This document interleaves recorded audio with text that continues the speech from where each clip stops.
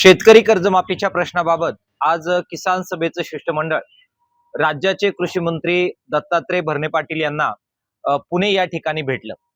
2019चे जे शेतकरी कर्जमाफीमध्ये होते त्यांना 2026च्या कर्जमाफीमध्ये केवळ 50,000 रुपयाच्या आत वगळ ठेवण्यात आलेलं आहे आणि तेही त्यांना ओटीएस करण्यात आलेलं आहे।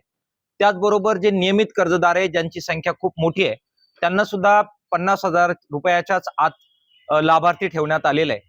त्याचबरोबर जे साखर कामगार आहेत, दूध संघात कर्मचारी आहेत त्यांना सुद्धा वगळण्यात आलेले आहे। या सर्व अटी रद्द करून जो माननीय मुख्यमंत्र्यांनी शब्द दिला होता शेतकऱ्यांचा सातबारा संपूर्णपणाने कोरा करावा, ते त्यांनी करावं ही मागणी आज किसान सभेच्या वतीने आम्ही त्यांना केली।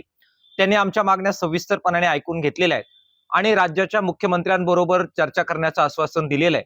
त्याचबरोबर कर्जमाफीच्या अटी शर्तींसाठी जी समिती गठीत करण्यात आलेली आहे त्यात सुद्धा आम्ही उपस्थित केलेले मुद्दे मांडण्याचा संदर्भ त्यांनी आपल्याला दिलेला आहे। आम्ही अपेक्षा करतो की शेतकऱ्यांच्या या मागण्या ते मान्य करतील आणि या संपूर्ण अटी काढून टाकून शेतकऱ्यांचा सातबारा पूर्ण करण्याच्या बद्दल ते पावलं टाकतील।